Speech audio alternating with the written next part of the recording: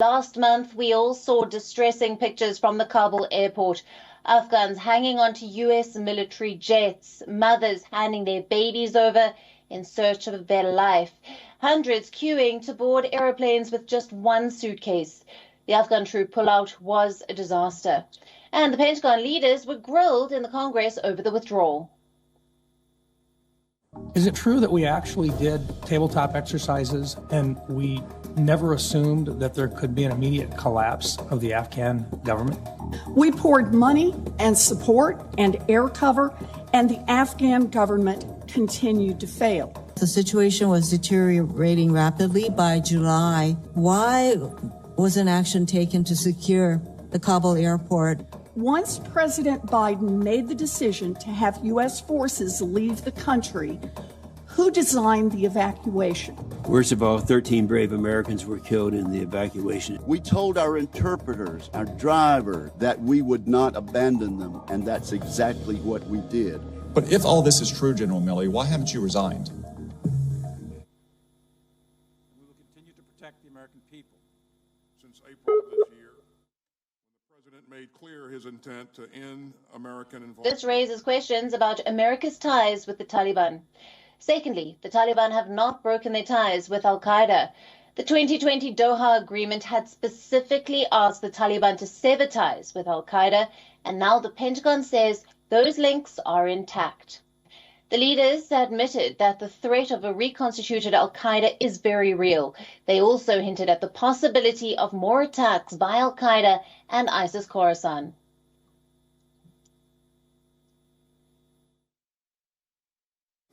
A reconstituted al-Qaeda or ISIS with aspirations to attack the United States is a very real possibility. And those conditions, to include activity in ungoverned spaces, could present themselves in the next 12 to 36 months. That mission will be much harder now, but not impossible, and we will continue to protect the American people. Thirdly, the Pentagon wanted to retain a small military presence in Afghanistan. General Mark Milley had proposed keeping 2,500 troops in the country. The CENTCOM commander was also in favor of maintaining military presence. The testimony of both the leaders were in contrast with that of Biden in mid-August, where he disputed that military advisors told him that he should keep troops in Afghanistan after the withdrawal deadline. Senator Tom Cotton asked the two military leaders about this. It seems that there was some sort of delay in relaying the military advice to President Biden. Listen in. General Milley, Joe Biden has said that it was the unanimous recommendation of the Joint Chiefs that we not maintain a military presence beyond August 31st. We've heard testimony to that effect today as well. When was that unanimous recommendation sought and presented to the President? You're talking about the 31 August? Yes, the 31 August deadline for getting out. So on 25 August, I was asked to make an assessment and provide best military advice on... I'm sorry, my time is limited here. Okay. You gave me the answer that I needed here. August 25th? That's correct. Kabul fell on August 15th. That's correct. You were not asked before August 25th? 16th. On August 25th, I was asked to provide best military assessment as whether we should keep military forces past the 31st. Secretary Austin, was anybody asked before August 25th if we should keep troops at the Kabul airport? This is the president tasked us to provide an assessment on whether or not we should extend our presence beyond August 31st. And as General Milley just said, that assessment was made. We tasked him to make that assessment on the 25th, and he came back and provided his best military advice. Secretary, Kabul fell on August 15th. It was clear that we had thousands of Americans. It was clear to members of this committee who were getting phone calls that we had thousands of Americans in Afghanistan behind Taliban lines on August 15th. And it took 10 days to ask these general officers if we should extend our presence. I suspect the answer might be a little different if you were asking them 16 days out, not 5 days out. Also, the leaders admitted the failure of U.S. intelligence. The U.S. turned a blind eye to the corruption in the government, missing out any intel that predicted the failure of the Afghan army. The Doha Agreement was also in focus, with Austin saying that President Biden saw no future or progress in the Doha negotiations. We helped build a state, Mr. Chairman, but we could not forge a nation. The fact that the Afghan army that we and our partners trained simply melted away, in many cases without firing a shot, took us all by surprise, and it would be dishonest to claim otherwise. We need to consider some uncomfortable truths. That we didn't fully comprehend the depth of corruption and poor leadership in the senior ranks. That we didn't grasp the damaging effect of frequent and unexplained rotations by President Ghani of his commanders. That we didn't anticipate the snowball effect caused by the deals that the Taliban commanders struck with local leaders in the wake of the Doha Agreement. And that the Doha Agreement itself had a demoralizing effect on Afghan soldiers. Another key takeaway was the divide of the Pentagon. While General Milley said that the U.S. credibility had taken a hit, Pentagon Chief Lloyd Austin maintained that it was solid and intact. But he did admit the failure of U.S. intelligence in the Kabul drone strike.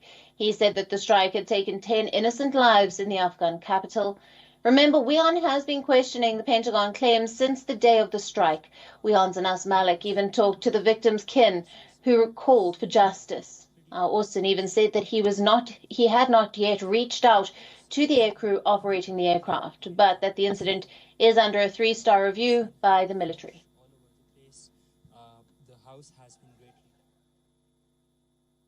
For more on this story, our correspondent Susan Tehrani is joining us live on the broadcast from New York. Good evening to you, Susan. Thanks for being with us. Now, a heated hearing at the U.S. Senate with top Pentagon bosses being grilled. Can you sum up the biggest highlights?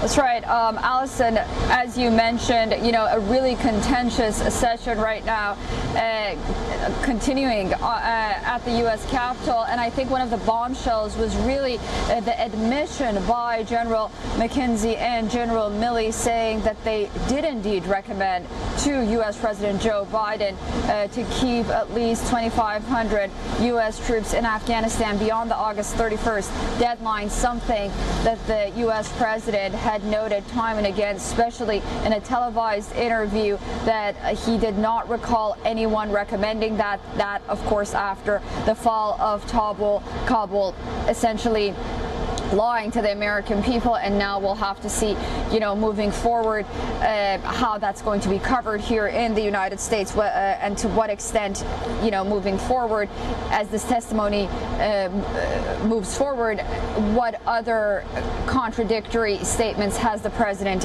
made? That was one of them. Another one was about this drone operation that you mentioned. It was very telling that these military officials had not only reached out to the families of the innocent lives that were lost, but also not to the air crew's operator as well. That's something that will be followed up on. Beyond the debacle and the botched withdrawal from Afghanistan that was widely questioned, it was also, asked about the tens of thousands of Afghan refugees who are now being housed at military installations around the United States. Senators wanted to know that many of them have not been vetted, despite the fact that a lot of Afghans who have helped the United States are still stranded inside Afghanistan. So that was also a point of contention as well. How vulnerable is the American nation post-withdrawal? Those were pinpointed as well. In the afternoon, we'll, of course, hear more testimony on the part of these 3 generals, which we are hearing for the first time, 2 generals and the Secretary of State, I must say, which we are hearing for the first time since America's withdrawal from Afghanistan. Right, Susan, also, it seems that the type of questions are different from the Democrats and the Republicans, while both sides are concerned about the future direction of this withdrawal. Absolutely. The Democrats are focusing more on the 20-year Afghan war and multiple administrations and what went wrong, the challenges during this time, while the Republicans are really honing in on the Biden administration's failures during the past few months and how we ended up where we are right now. And we really see that in the line of questioning and also on the part of Lloyd Austin, being an administration official. In his answers, you'll see that he constantly goes back to not only the previous administration, but also, you know, the whole Afghan war in particular, while Republican senators constantly pinpoint questions on what happened specifically in the last weeks of this withdrawal and the debacle, and the lives that were lost.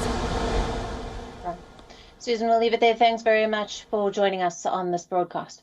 WION, now available in your country. Download the app now. Get all the news on the move.